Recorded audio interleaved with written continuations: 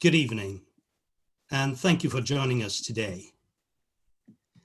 It is a great pleasure to introduce you to the second of our events accompanying the Citi exhibition, Arctic Culture and Climate at the British Museum. I'm Hartwig Fischer, Director of the British Museum, and I'm delighted to welcome Mary Robinson and Lord Stern for a conversation on climate after COVID, presented in collaboration with the British Academy. Our exhibition was realized in close collaboration with Arctic peoples. It celebrates their ingenuity and resilience throughout history.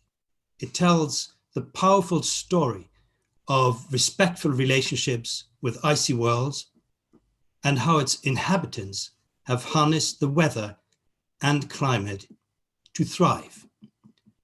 The dramatic loss of ice and erratic weather caused by the climate change are putting unprecedented pressure on the Arctic peoples, testing their adaptive capacities and threatening their way of life. What happens in the Arctic will affect us all, and this exhibition is a timely reminder of what the world can learn from its peoples. Whilst we must temporarily close the museum because of the pandemic, and therefore the exhibition, it is most heartening that we can still reach our supporters, such as yourselves, through events like tonight's. If you have not yet had the opportunity to visit the exhibition in person, I do hope you will do when we are safely able to reopen our doors. Even as we find ourselves in a second national lockdown, many in this country and around the world are asking what the long-term future looks like, both in terms of living with COVID-19 and how it may impact our policymaking and vision for the future. I'm delighted to welcome two fellows of the British Academy for this timely discussion on the planet's environmental future post-COVID-19. Mary Robinson, former President of Ireland, is adjunct professor for climate justice at Trinity College Dublin and chair of the Elders. She is the recipient of countless awards, including the Presidential Medal of Freedom from former President of the United States, Barack Obama. Her most recent publications include her memoir, Everybody Matters, and her book, Climate Justice, Hope, Resilience, and the Fight for a Sustainable Future. Lord Nicholas Stern is the A.G. Patel Professor of Economics and Government and chair of the Grantham Research Institute on Climate Change and the Environment at London School of Economics.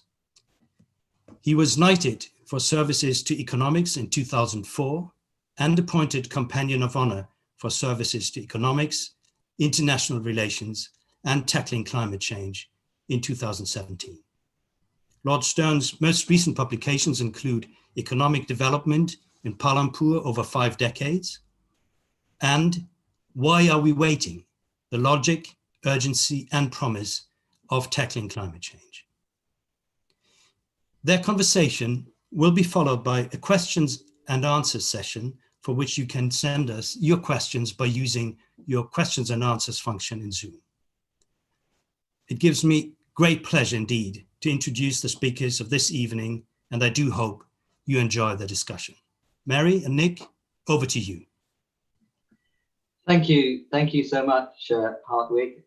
Mary suggested I kick off because, in a sense, I'm even more of the home team than Mary, although Mary is a fellow of the British Academy, is part of the home team.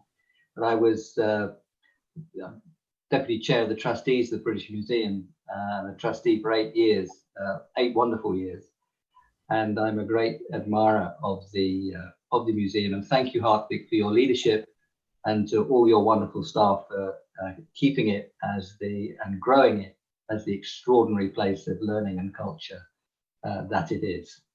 I haven't told Mary about this, but I'm just going to show one thing now. I've known Mary for a number of decades. I'm not quite sure how many, but about 2 decades ago, when I was chief economist of the World Bank, and Mary was in her job for human rights at the UN, Mary came to the World Bank and she gave me this. Yeah? And I've treasured it, Mary. I've kept it, and it's got an inscription from you inside it, and it says, "To Nick, with warmest regards, use it with conviction." So I've taken use it with conviction as my duty, and that's part of what we're doing tonight. I think Mary is talking about rights and justice in relation to these huge topics of COVID and climate.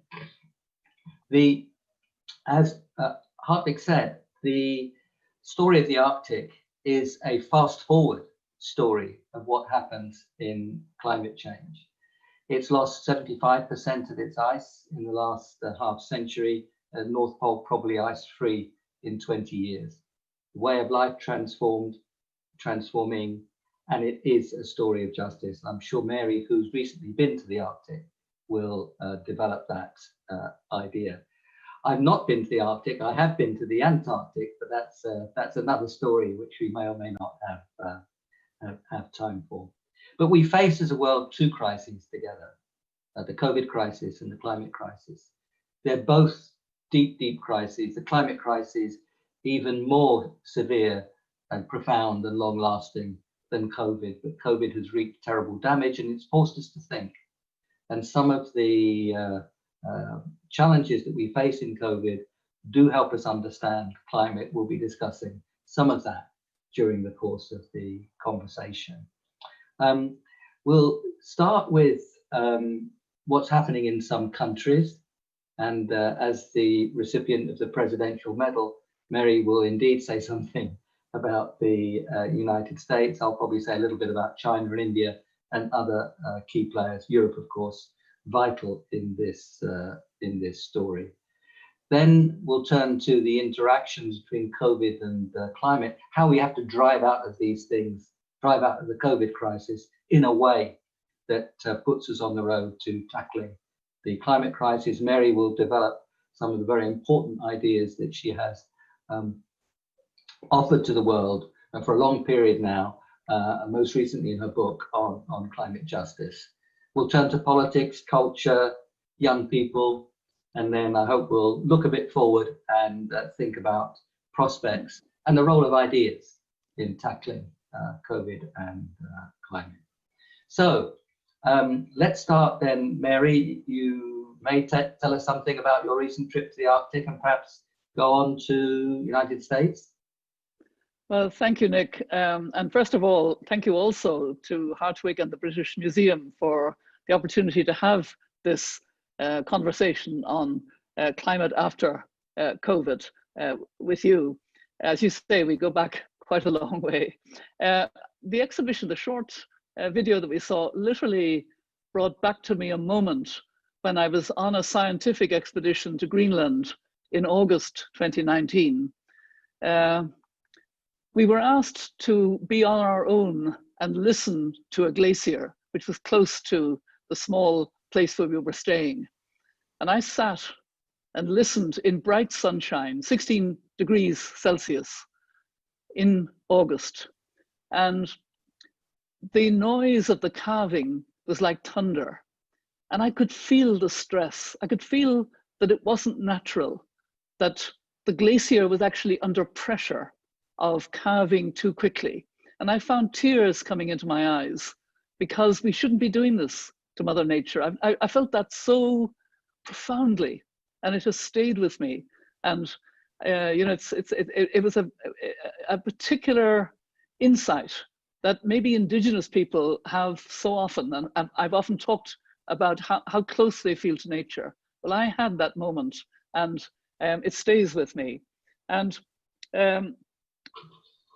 I want to talk briefly, first of all, because I'm chair of the elders, as was mentioned, about how the elders really see the need for multilateralism to work in order that we tackle COVID. We actually issued a paper, and since you've shown something, I'll show our elders paper called Hope for a Sea Change, Why Multilateralism Must Reshape the world after COVID-19. And we don't have great multilateralism currently in our world today, because apart from that paper, which is very much on the side of hope and the side of a positive approach to multilateralism, we have to deal with the fact that even in a democracy like the United States, we are very deeply concerned and have issued a strong statement today about the importance of basically, expressing our deep concern at the failure of the Trump administration to respect the United States democratic transition to power. I mean, I have a master's in law from Harvard Law School. I studied the Constitution of the United States. I thought it had the best and strongest balances to support its constitution in the world. And yet we're seeing the politicization of the Supreme Court. We're seeing, it shows us how we have to defend our democracies and defend multilateralism. But we're also talking in this discussion about COVID. And Nick, I think we are only beginning to realize how serious COVID is for the economies of the world.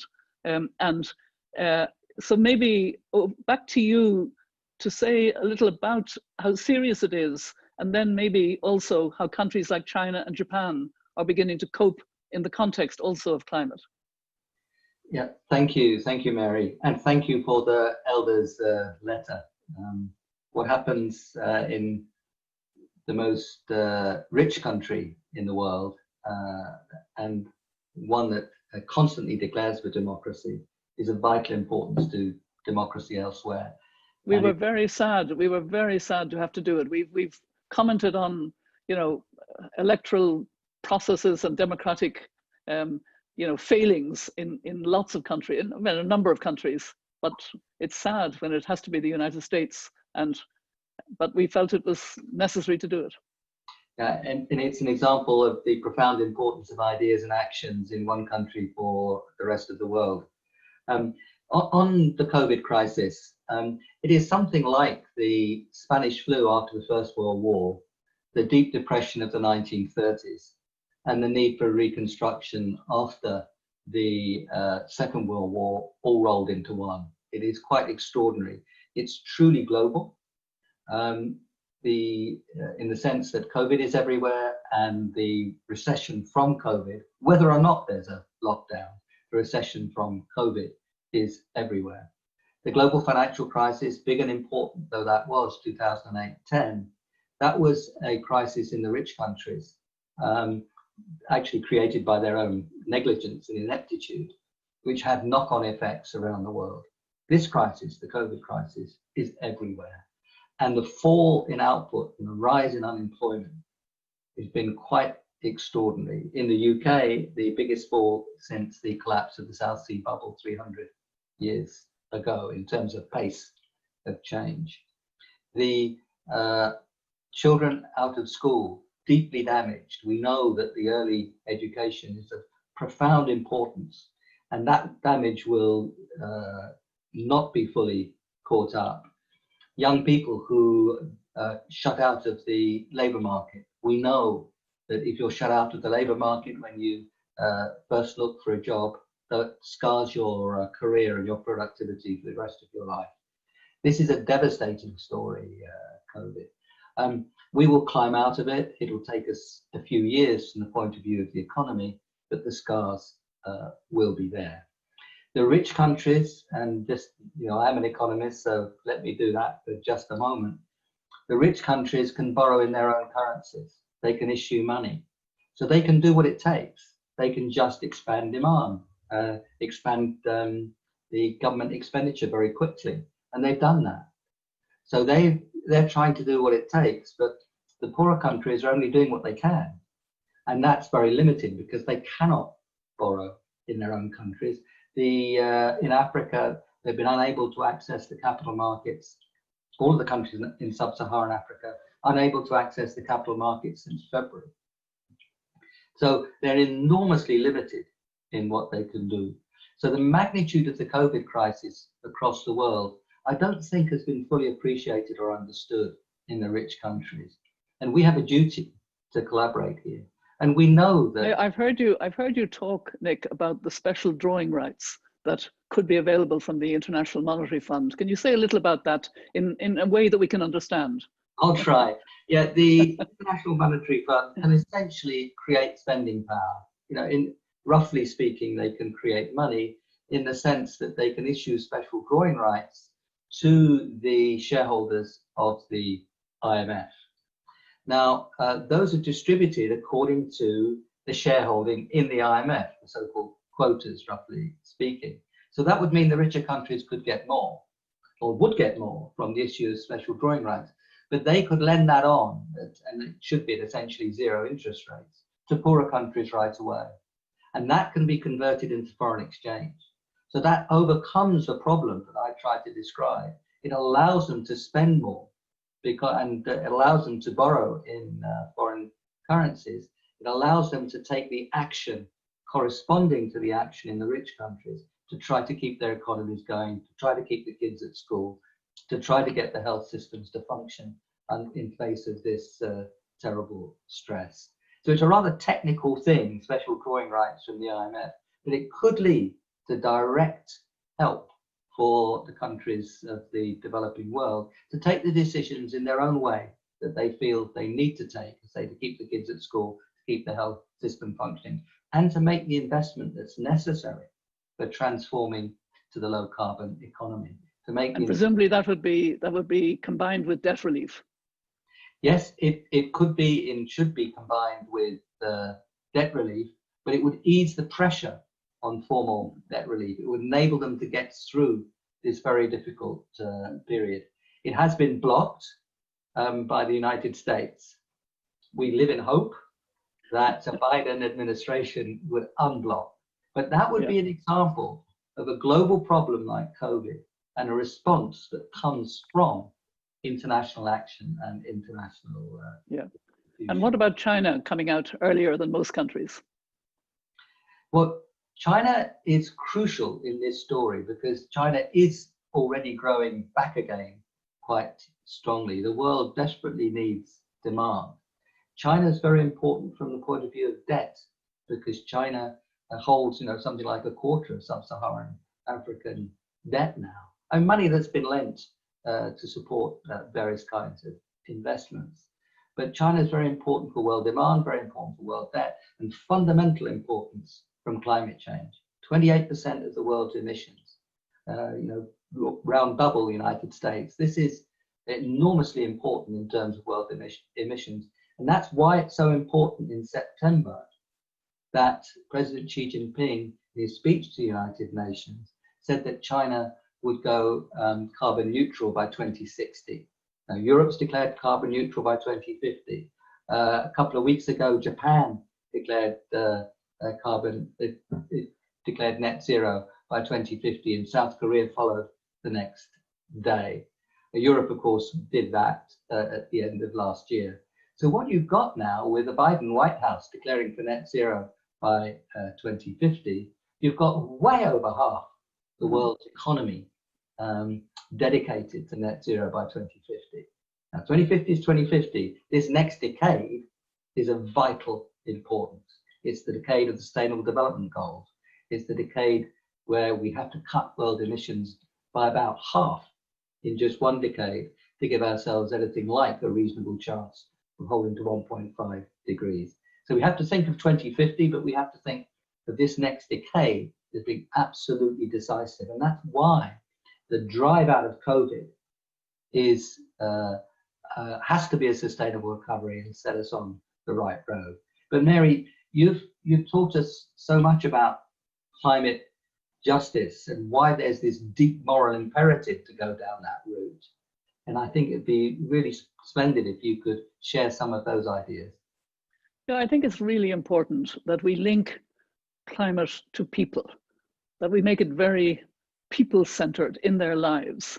And that's why I think we start with the injustices of climate change. And the first injustice is that it disproportionately and much earlier affects the poorest countries, the poorest communities, the small island states, the indigenous peoples. they also happen to be the black and brown and indigenous peoples of our world. So there's a racist element there. Secondly, a gender injustice within that, because women have different social roles. They often have less power, less land rights. They have to put food on the table. They have to go further in the drought for water and so on. The third injustice is the intergenerational injustice that children with their Fridays for Future have been calling us out on, our generation, you know, telling us, listen to the science and give us a future. The fourth injustice is a subtle one, but one that you'll perfectly understand, Nick. It's the different pathways to development of industrialized countries and developing countries. Industrialized countries, we built our economies on fossil fuel. Now we have to wean ourselves off with just transition. But developing countries, before Paris, and I was there as the special envoy of the Secretary General, I remember it very well, and you were there. They promised in their nationally determined contributions that they would go as green as possible. But they made it clear, we will need the investment, we will need the technology, we will need the skills. And they actually have not got that solidarity. And they are finding more coal and a lot of oil and a lot of gas. Countries in Africa, for example, and elsewhere. What are they to do? They have to bring their people out of poverty. If they go the dirty route, they will suffer first and worst, but we will all suffer because we'll use up the carbon budget. So it's sensible for us to understand the need to share that technology and to ensure that developing countries can go as green as possible. And the fifth injustice is the injustice to nature, the loss of biodiversity, the extinction of species. What made me cry in Greenland? What has COVID taught us? I think we've got at least 4, maybe even 5 lessons that I go through very briefly.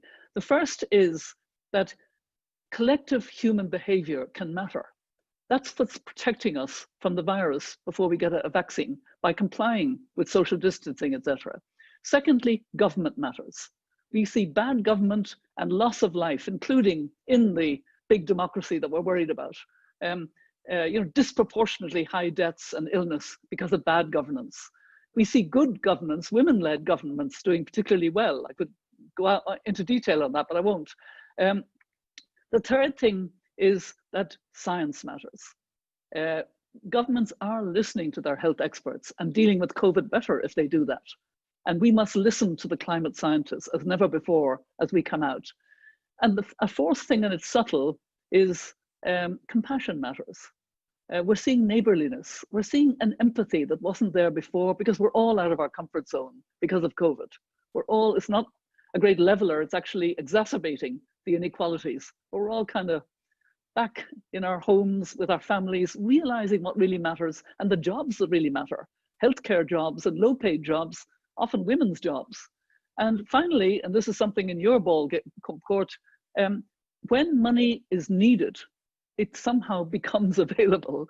And my sense, and I'd like you to maybe respond to this, my sense is governments are borrowing a lot at the moment because of the need to steady things during the awful impacts of COVID. But I feel we're going to have to hold our nerve and borrow more as we come out to deal with climate in a transition way, to make that transition, and to borrow more because we're borrowing our children's money so that they would have a future. I absolutely agree, Mary, and thank you for your leadership on justice in this context, and of course much more broadly. The lessons I think from COVID are surely the ones you described, but also very importantly, we've learned that we can change quickly if we have to. We've learned to ask ourselves, having gone through this, what do we want? And I think there's a real sentiment to build back better or see the COVID recovery as a link to the better world that we want to create. Just as after the Second World War, across Europe, we worked hard to create new institutions. In the UK, of course, you got the social safety nets, the National Health Service, and so on. And as a world as a whole, we created the United Nations, the Bretton Woods institutions, the Declaration of Human Rights, indeed. And so that moment of trauma, not more than a moment, that period of trauma during the Second World War made us reflect. And we reflected about the kind of society we as a world, and we in Europe in particular, wanted to become. And we made the changes, and we did transform the world, and we transformed Europe. And of course, the United States was enormously helpful through the Marshall Plan. And we need something like the Marshall Plan to drive us out of COVID and onto a story of much more attractive forms of growth and development. And that is something which I think is increasingly understood. And in climate now, we're seeing that we do have to invest. We do have to invest a lot. But actually, those investments have enormously valuable returns, including cities where you can move and breathe and be productive, ecosystems, biodiversity, which is robust and fruitful. So it's not actually a sacrifice now, in any sense, to look after the environment. You're not sacrificing standard of living to look after the environment, but you do have to invest and you do have to innovate. And that's why resources from the rich countries are so important in that process of this transformative investment we need to make. And we can come out of COVID in a similar way. Yeah. Can I just, bring this home to Glasgow, to the COP next year, where the United Kingdom has promised us a transparent and inclusive COP. And yet it's all men who are determining this wonderful inclusive COP. I mean, that's one thing. But secondly, we do need countries and corporations and cities, etc., to step up. And somehow we need to measure this more. We need more ways of showing that we don't want greenwash. We don't want PR speak. We want to see, I know there's the task force on climate-related risks, and I was in Japan for their last meeting. That's good, but we need more. And how do you see us getting this COP to bring us that very important step further? And when is it going to become more inclusive? Well, we have real difficulties in gender representation in leadership around the world, including in my own profession, economics, I hasten to add. But I would point to Patricia Espinosa as the executive secretary, a wonderful executive secretary of the CCC, and Amina Mohammed, who's the deputy secretary general of the United Nations, who's been a great leader on, as you know very well, on climate issues. But your challenge is well taken. December the 12th will be a major event. That will be 5 years on from Paris. And I hope and I believe that the strategy for the road to Glasgow from December the 12th will be laid out at that point. I'm working very closely. The trouble is that's before Biden can really commit, isn't it? Yes, it is. And but Biden is already declared that he's going to go rejoin Paris, that he's going to commit the United States to be net zero emissions by 2050.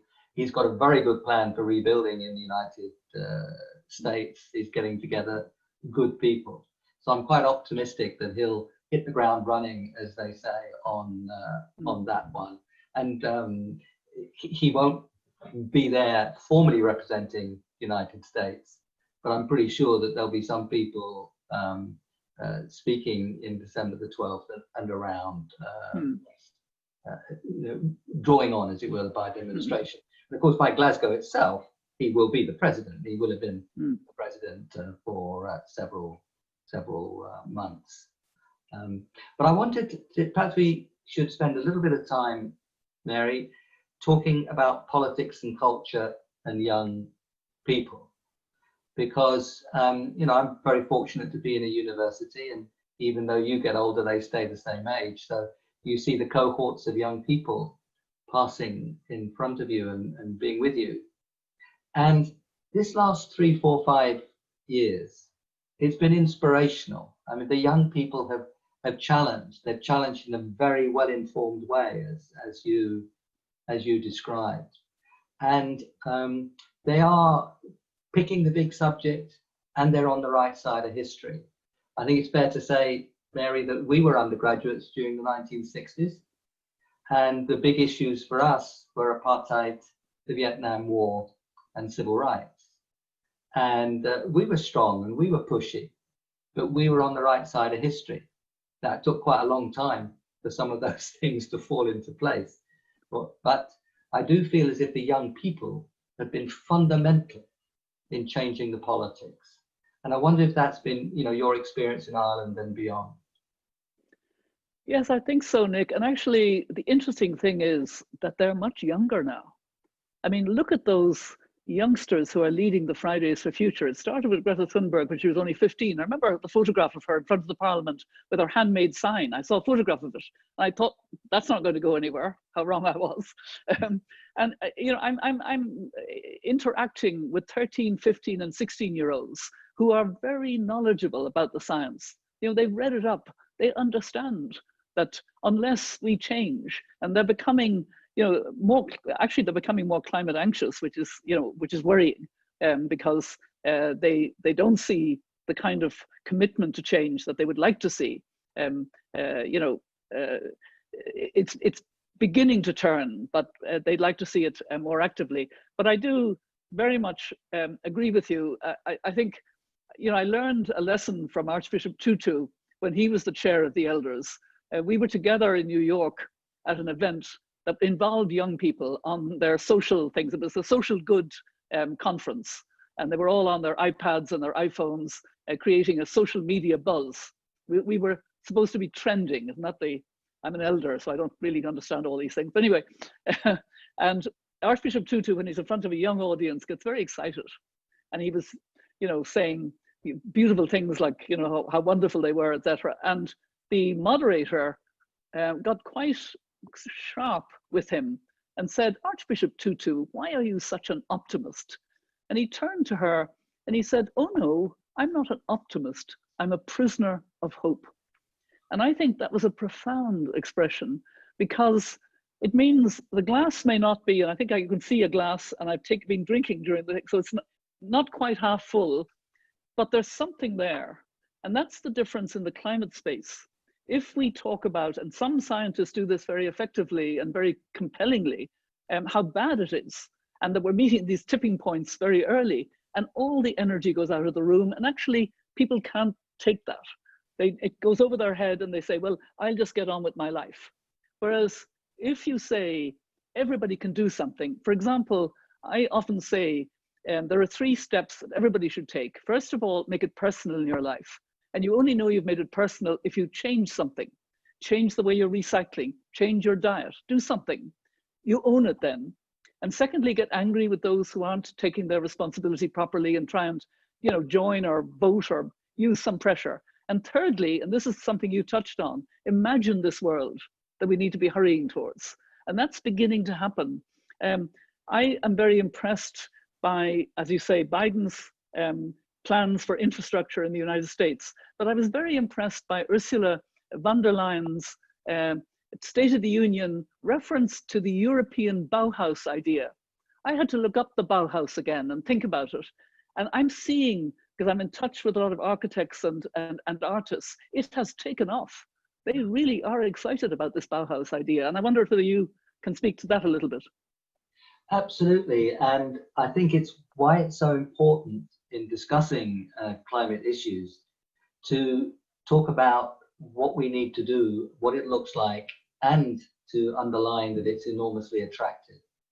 Often we begin the discussions, and probably we do have to begin the discussions, with the terrible existential risks associated with unmanaged climate change, the grave injustices, loss of lives and livelihoods that you were describing, Mary. But there's another way.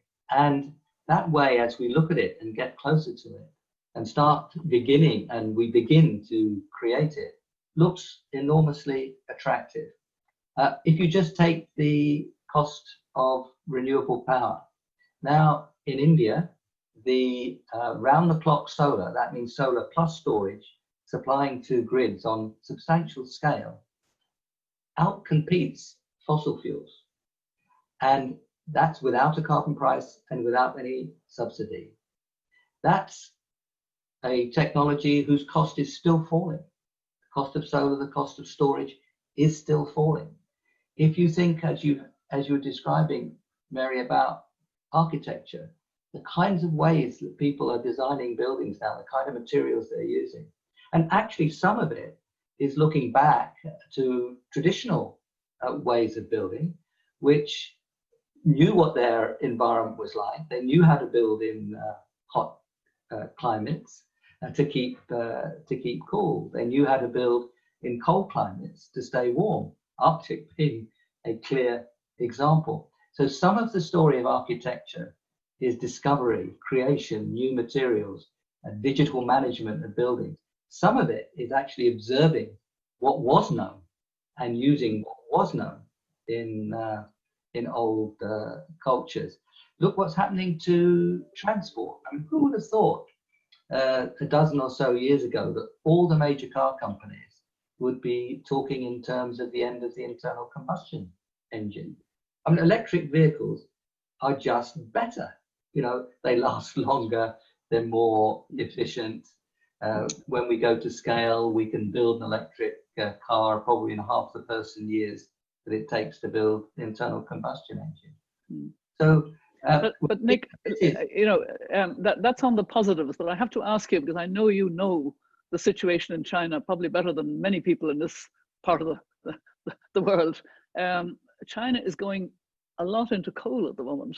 You know, it's, what is it, a $500 billion to come out of COVID plan is going to local authorities, and they seem to be investing in coal. I mean, and they haven't really greened the Belt and Road infrastructure. Will they do that? China's changing, and COVID has, in a sense, intensified some of the arguments that are going on inside China. There are many people inside China who are looking to a much cleaner future, one that's higher tech, based more on services, where the cities function much better, where degraded land is restored, the biodiversity is enhanced. Others are saying, we have a crisis here. We've got to get back on our feet. Let's just do what we know, and we know how to do coal. That battle is still being fought through. I'm optimistic about China, that coal has actually plateaued in China really over the last 5 years, but it's bounced up and down. And just now, you're right, Mary, it's bounced up. But they've shown that they can plateau in coal, and it's clear that they can drive it on downwards. But this is a moment when internationalism is so important, to reach out a hand, show what Europe is doing, ask to share technologies, because China's pretty good at a lot of that, act as partners, and in that way, I think, reinforce those within China who want to push in a good direction. It's going to happen in China. The question is how fast. And the Belt and Road Initiative, Mary, is enormously important. Now, the population of the Belt and Road countries is around double that of China. Now, and they're about half the income per capita of China. If in 20 years those countries look like China now, then say goodbye to 3 or 4 degrees, let alone 2 degrees. So China's relationships with the Belt and Road countries is enormously important, and they are still funding coal in those countries. So when I was in China in April 2019 with the elders, and we met with President Xi and his top brass, we discussed the Belt and Road, and their point was, we have to comply with the rules of the countries that were providing energy and infrastructure in. But actually, why can't China provide rules for its own companies wherever they operate, so that they can't do coal? They can and they should, Mary, and that's something which we as partners of China should try to help with. Indeed, setting our own standards. I mean, South Korea and Japan have been funding coal-fired power stations as well. And of course, Europe Europe still pushes fossil fuels in many circumstances. So I think acting strongly in Europe, setting very clear examples. I think our export credit agencies shouldn't be funding fossil fuels. Exactly. The elders have been pointing this out, including the UK. Yeah.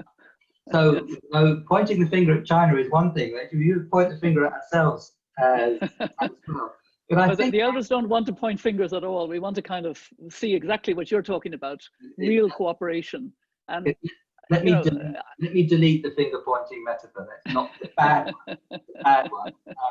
We must reflect on ourselves, look at ourselves, ask questions of ourselves, and then, you know, in that context, we can ask questions of partners, and they can ask questions of us, and that's the kind of collaboration and multilateralism that we need in order to drive the investment forward. We need to get out of COVID and to get out of the climate crisis. And it's clear from what President-elect Biden has been saying that he really wants to get back, as you said, the Paris Agreement, but all of the other things, the WHO, I think, but more than that, he knows so many of the leaders because he's been around so long, and he wants to have that kind of, so hopefully we may be coming out of this very dangerous, bumpy time for multilateralism, where because of bad example from the Trump administration and Trump himself, we were seeing an autocratic populist way of doing that was very damaging and continues to be very damaging. So I'm relatively hopeful that we may be moving in 2021 into a better international cooperation, but the rifts are still strong, even in trade. I mean, will trade come back together? It's going to take a lot of investment to overcome the damage, you know, a lot of investment in each other and ideas to overcome the damage. I think, you know, it's wonderful that Joe Biden is coming back in, and that will prevent further damage. But some of the scarring, some of the destruction of trust will take a long time to put together. You know, some people have hidden behind, as it were, the White House. You know, Mexico, Brazil, to some extent Australia, have taken, as it were, the reluctance, the stepping back in the White House as an excuse to do some of that themselves. The trust in mutual agreement and commitment. I'm one of the members of the House of Lords who voted strongly against the the bill, which would essentially mean that we would break the agreement that we had with Europe around Brexit. And we had that vote just a few days ago in the Lords. Those things add up. You know, people go on breaking international agreements, stepping away, then you really do undermine trust. So there's a lot of rebuilding to do. And I've seen you very eloquent on that, Mary, if you want to develop that idea. Yes, very much so. I think the more we can get back to the kind of spirit of the Sustainable Development Goals in September 2015, agreeing, because they were voluntary, but nonetheless agreeing a complex framework of 17 Sustainable Development Goals, and then shortly afterwards, 195 countries agreeing the Paris Agreement. We can do it. We can actually work together internationally for the common good, but we need to, as you say, in a humbler way, you know, with more humility now, understand the fragility of countries that may have thought they were better than others or above others or whatever. No, we're all we're all in the struggle together. And maybe COVID has been, in that way, a kind of leveler. Let's hand over now to Hartwig to ask us some questions from those who are participating. But let's do it on a note of optimism, because I think one thing that Mary and I clearly share, we're enormously optimistic about what we can do. We can now see the way to drive out of COVID in a sustainable way. You know, investing in our cities, you know, retrofitting our buildings, getting people to work on forests, restoring degraded land. They're all things we can do quickly, labor intensive. Listening to the voices of grassroots women and indigenous women. And absolutely, in working out how you do it. Yes. Yeah. Which is, there's optimism about what we can do. Yeah. But we worry deeply about what we will do. But it's public discussion that takes us from what you can do to what you will do. Let's pass over to you. Thank you so very much, Mary and Nick. That was a fabulous conversation full of thoughts and optimistic suggestions. And here's some questions that, in a good way, I think will challenge that optimism without veering into pessimism. So here's a question by David Cotton. How can we get rid of our obsession for economic growth? In the rich countries, we already have enough wealth. What we need to do is distribute it more equally. If we stop growing, then available resources will last longer. How can we get rid of our obsession for economic growth? Well, David, I see where you're coming from, but I don't think I agree with you. Suppose we stopped growth right now. We're emitting rather more than 50 billion tons of CO2 equivalent a year. We've got to get that down to net zero by mid-century. We're not going to go from 50 billion tons of emissions a year to net zero by mid-century by having zero consumption in mid-century. The challenge is to break the relationship between the destructiveness of the way we consume and produce and the environment.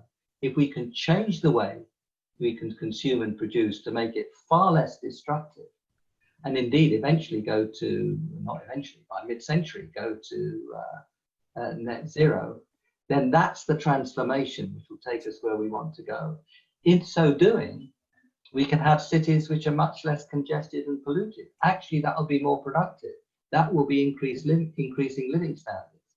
If we change the way we do our agriculture and make it less polluting of the rivers and the soil, less degrading of the soil, less deforestation, we know how to do that. Actually, our standard of living will rise. So I do see where that's coming from, but I can't go along with it because I think it's the wrong way to go, and I think it would actually be devastating from the point of view of politics. And Mary and I can't travel around the world, go to India or wherever we go and say, I'm sorry, it's all full up, this atmosphere, no more consumption, you can't grow anymore. When actually the answer is to find a way of growing, as Mary was describing earlier, which is much more attractive, much less destructive, and more equitable, more inclusive. And that's the route to go, in my view. I would agree, Nick, but briefly, I wanted to just add, I think we need to address the rampant, unfair capitalist system that is driving a lot of this. And I'm glad to say that is happening. I'm talking to business leaders who are talking about reset. It's a big word now.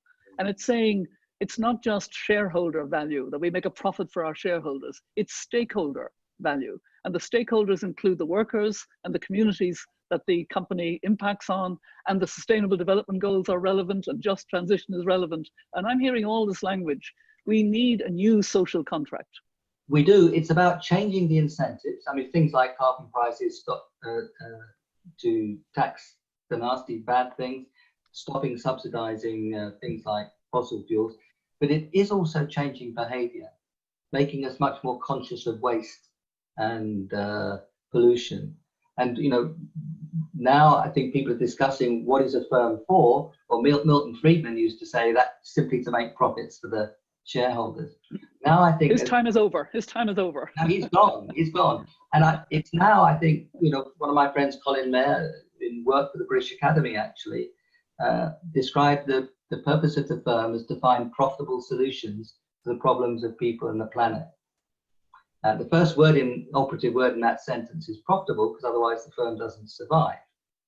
But that's not the purpose. The purpose of life is not breathing, but you need breath to live.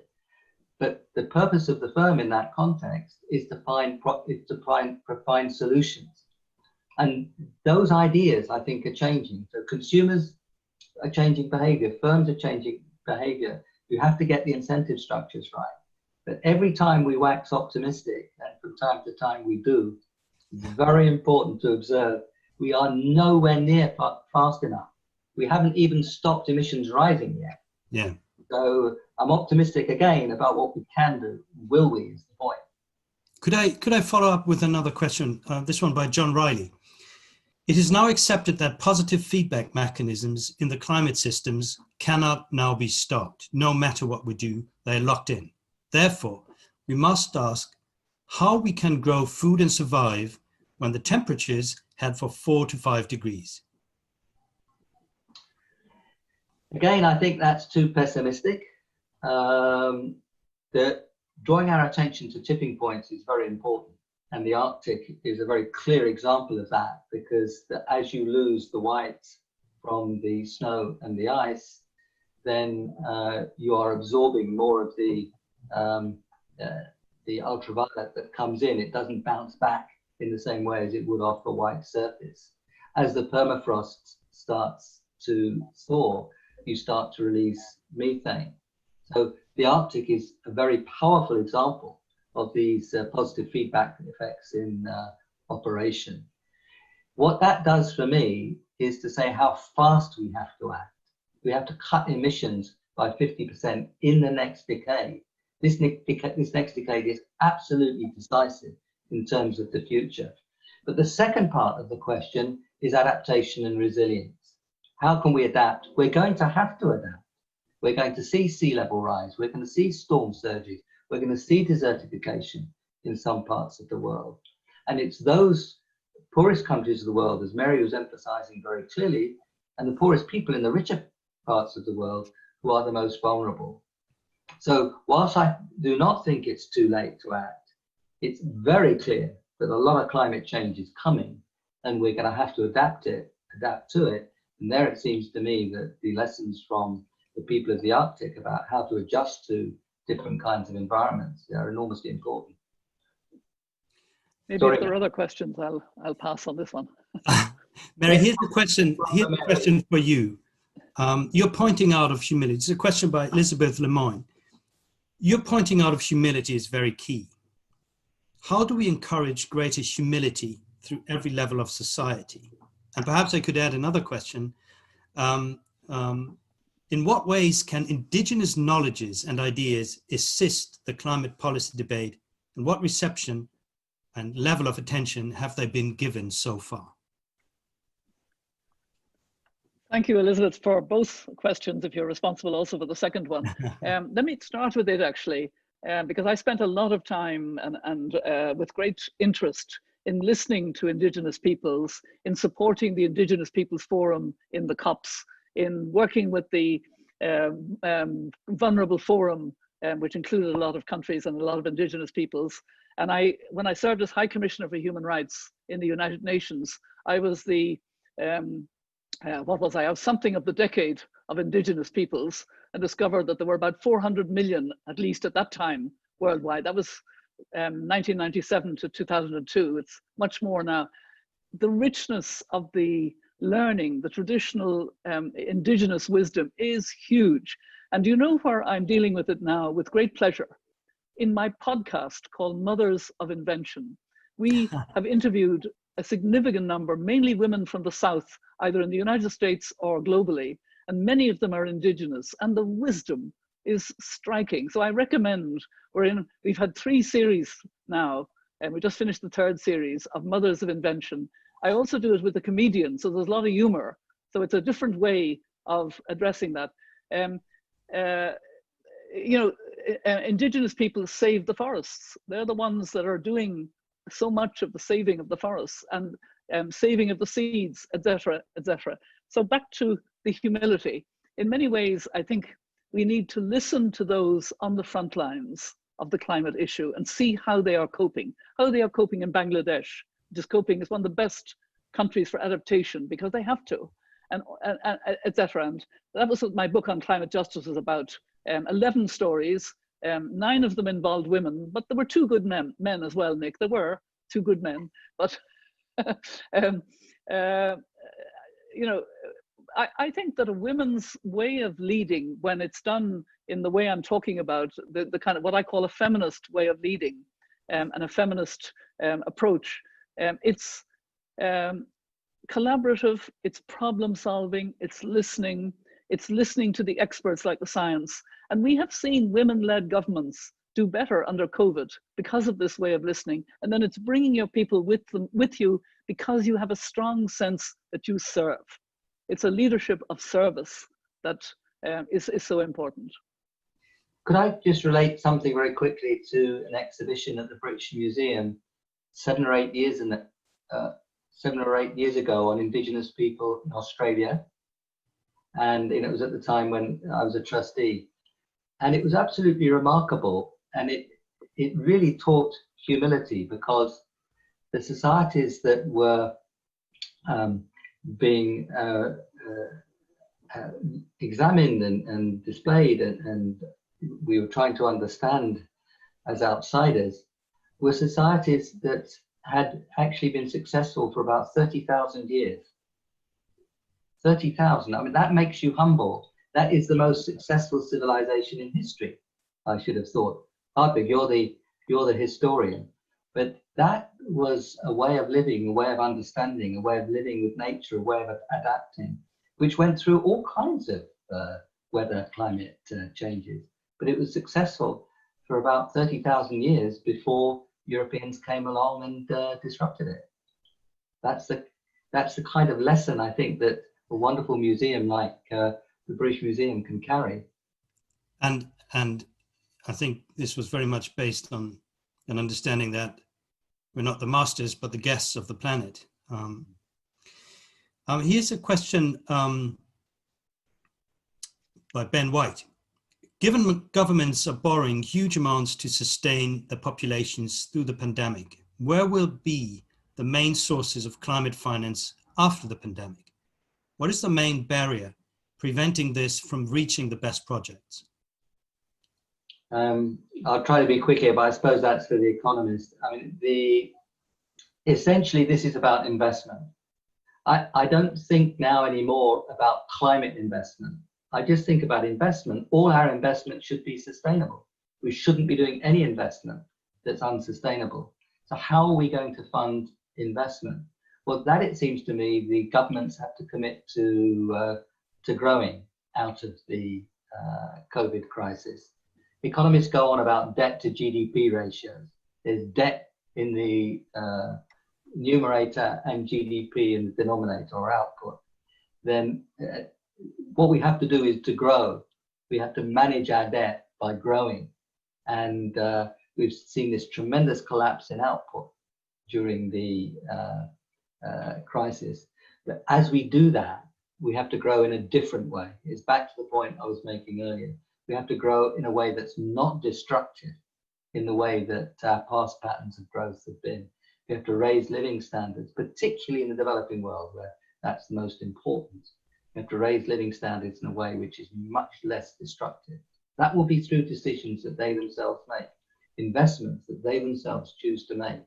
It's our duty in the richer world to help with the financial system that can support those investments and with the technologies, as Mary was emphasizing earlier. Mary? Well, it's not exactly the point, but I do want to point out that very little of climate financing for the last number of years and continuing gets to groups on the ground, communities on the ground, mainly women, who are addressing and building resilience in their communities, trying to adapt. We still haven't got enough money for adaptation. There's a very good commission on adaptation, which has made good recommendations. But if you look at where the money is going, it's actually not necessarily going enough to those on the ground who are helping their communities to become more resilient, which is so important at the moment. And perhaps a question by Rhiannon Gittins follows up on that. How can we make sustainable choices? How can we make sustainable choices more affordable so that they are accessible to all individuals? Mary, do you want to go first? I think that's quite important, because when we talk about food, for example, first of all, we waste a third of the food in the world, which is shocking and awful. So we need to address dealing with that. But very often organic food is more expensive. So it's all very well, some people of a certain income can do that. But what about, and the diet of people at a lower income is so much worse from that point of view, both from a climate point of view, from every point of view. So we need to think much more, and this is part of the discussion that we have on Mothers of Invention, precisely as to how we ensure that going green is also affordable. It is extremely important. And if necessary, we have to subsidize the right things, not the wrong things. But we certainly have to ensure that it is affordable. And I think tackling waste is extremely important, as Mary described, and there's so much that we can do to do that. If we can think of that in a much more general way in terms of the circular economy, which is husbanding our resources much better, thinking about that as a way, as an approach to design. If we husband our resources better through the circular economy, then essentially they get cheaper. But you have to do some investing to get there. So we have to invest to manage that transition.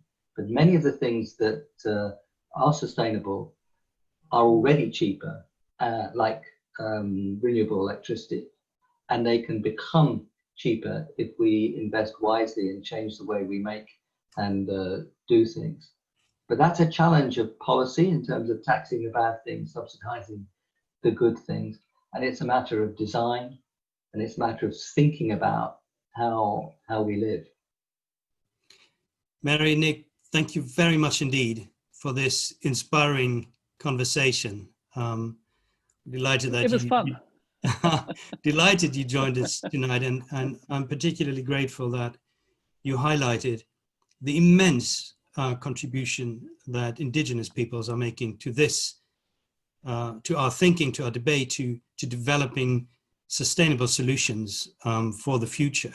And of course, we hope that as soon as we're out of lockdown and the British Museum can reopen, that our listeners tonight will come and see the exhibition, because this exhibition is really about the incredible contribution that the peoples around the Arctic Circle are making to exactly that question, that debate, our shared challenging future. So thank you very much for coming in tonight. Great pleasure seeing you.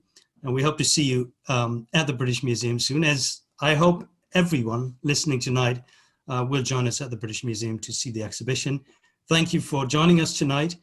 We expect you back on the 19th of November for our next event. And until then, keep safe and see you soon. Thank you very much indeed. Thank you for having us. Thank you. Nice to be with you.